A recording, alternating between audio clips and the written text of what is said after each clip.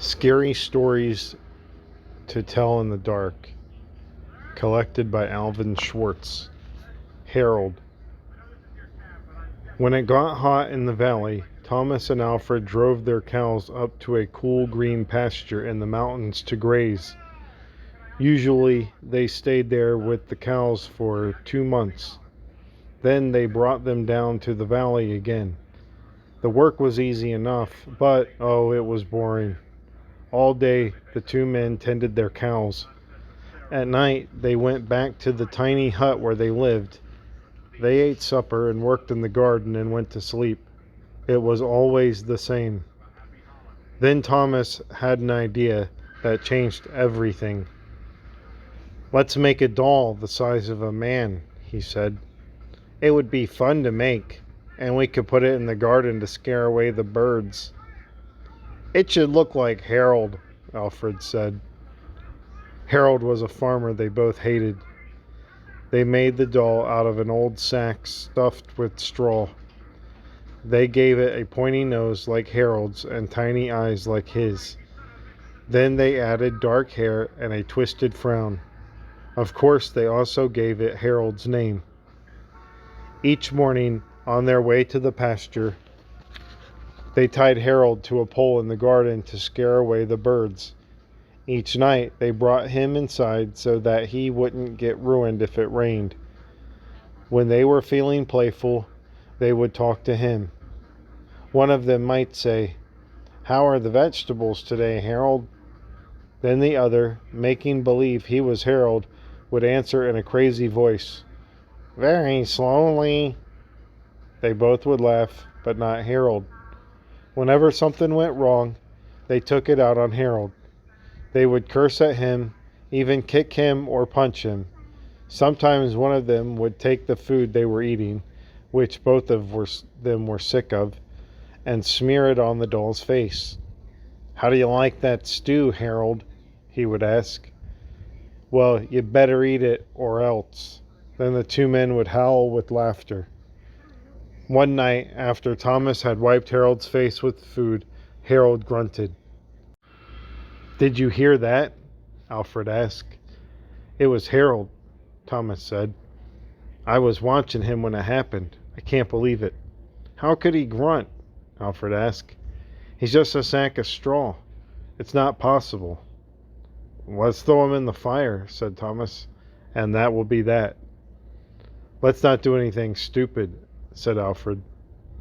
"We don't know what's going on. When we move the cows down, we'll leave him behind. For now, let's just keep an eye on him." So they left Harold sitting in a corner of the hut. They didn't talk to him or take him outside anymore. Now and then the doll grunted, but that was all. After a few days, they decided there was nothing to be afraid of. Maybe a mouse or some insects had gotten inside of Harold and were making those sounds. So Thomas and Alfred went back to their old ways. Each morning they put Harold out in the garden, and each night they brought him back into the hut. When they felt playful, they joked with him. When they felt mean, they treated him as badly as ever. Then one night, Alfred noticed something that was frightening. "Harold's growing," he said. "I was thinking the same thing," Thomas said. "Maybe it's just our imagination," Alfred replied. "We've been up here on this mountain for too long." The next morning, while they were eating, Harold stood up and walked out of the hut. He climbed up on the roof and trotted back and forth like a horse on its hind legs. All day and all night long he trotted like that. In the morning, Harold climbed down and stood in the far corner of the pasture. The men had no idea what he would do next. They were afraid. They decided to take the cows down into the valley that same day. When they left, Harold was nowhere in sight. They felt as if they had escaped a great danger and began joking and singing. But when they had gone only a mile or two, they realized they had forgotten to bring the milking stools. Neither one wanted to go back for them, but the stools would cost a lot of money to replace. "There's really is nothing to be afraid of," they told one another. After all, what could a doll do? They drew straws to see which one would go back. It was Thomas.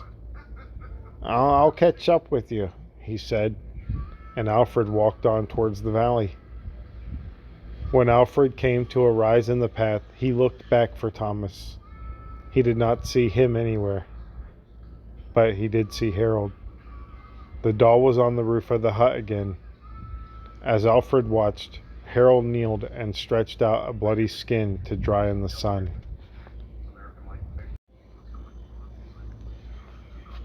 Scary stories to tell in the dark, collected by Alvin Schwartz. Such things happen. When Bill Nelson's cow stopped giving milk, he called the veterinarian. "There's nothing wrong with that cow," the vet said. "She's just stubborn. That, or some witch got a hold of her." Bill and the vet both laughed. "That old hag, Addie Fitch, I guess she's the closest we've got to a witch around here," the vet said. "But witches have gone out of style, haven't they?" Bill had thought back to his first run-in with Addie Fitch. It was at the fair last year, and as he was coming around the corner, he went to slap his wife on the rump and accidentally slapped Addie Fitch. She turned, hissed, and ran off. About a month later, he had a run-in with her again when he had hit her cat with his car and killed it. "I'm really sorry, Addie Fitch," he told her. "I'll get you a new cat, just as pretty, just as good." Her eyes filled with hate. "I raised that cat from a kitten," she hissed. "I loved her.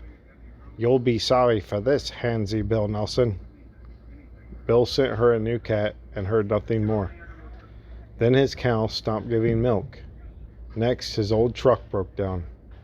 After that, his wife fell and broke her arm. "We're having a lot of bad luck," he thought. Then he thought, maybe it's Addie Fitch getting even. And then, hey, you don't believe in witches, you're just upset. But Bill's grandpa believed in witches. He had once told Bill that there was only one surefire way to get rid of a witch that's causing trouble. "You find a black walnut tree," he said, "and you draw her picture on it. Then you mark an X where her heart is, and you drive a nail into the X. Every day you drive it a little deeper. If she's causing you trouble," he said, "she'll feel pain. When she can't stand it anymore, she'll come to you or send someone and try to borrow something. If you give her what she wants, the breaks the power of the nail, and she'll go on tormenting you. But if she don't, she'll have to stop, or the pain will kill her." That's what his nice, gentle old grandpa believed. It's pure craziness, Bill thought. Of course, his grandpa didn't have much schooling. Bill had been to college. He knows better. Then Bill's dog Joe, a perfectly healthy dog, dropped dead just like that. It made Bill angry. Despite all of his schooling, he thought, maybe it is Eddie Fitch after all. He got a red crayon from his son's room, a hammer, and a nail, and went into the woods.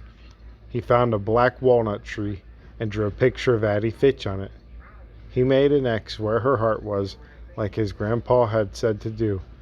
With the hammer, he drove the nail a little way into the X. Then he went home. "I feel like a fool," he told his wife. "You should," she said. The next day, a boy named Timmy Logan came by. "Addie Fitch isn't feeling well," he said. "She wonders if she could borrow some sugar from you." Bill Nelson stared at Timmy in amazement. He took a deep breath. "Sorry, tell her I don't have any sugar right now," he said. When Timmy Logan left, Bill went back to the walnut tree and drove the nail in another inch. The next day the boy came back. "Addie Fitch is pretty sick," he said.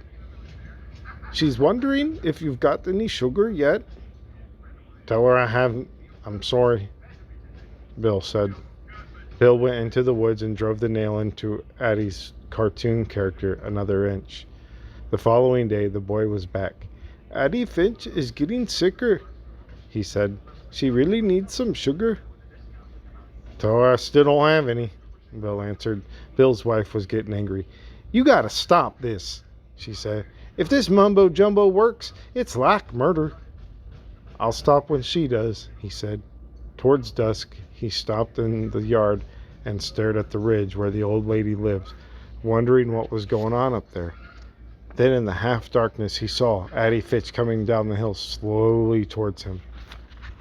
With her pitched, bony face and her old black coat, she did look like a witch. As she got closer, Bill saw that she could barely walk. Maybe I really am hurting her, he thought. He ran to get his hammer to pull the nail out. But before he could leave, Addie Fitch was already in his yard, her face twisted in rage. You killed my cat, she said. Then you wouldn't give me a bit of sugar when I needed it. She swore at him and fell dead at his feet. I'm not surprised she dropped dead that way, the doctor said. She was very old, maybe 90. It was her heart, of course. Some people thought she was a witch. I heard that, the doctor said. Somebody I know thought Addie